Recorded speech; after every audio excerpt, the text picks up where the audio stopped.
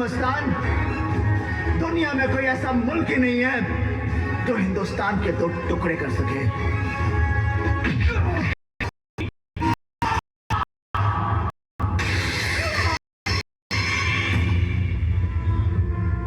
लाला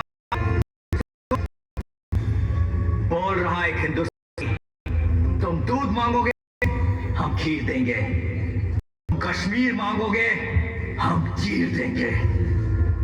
याद है, जुनाबाद पर किसी ने बुरी नजर डाली तो ये उसके सीने में उतार देना।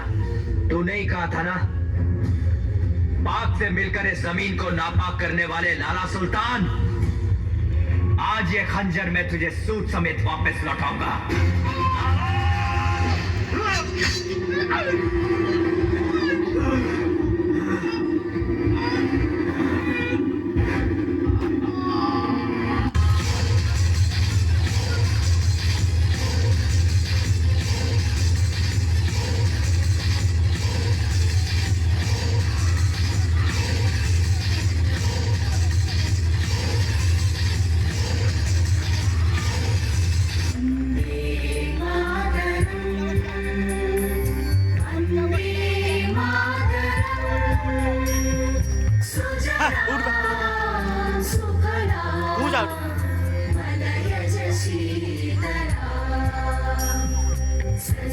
श्यामला मातरम, वंदे मातरम, शुभ्र ज्योत्स्ना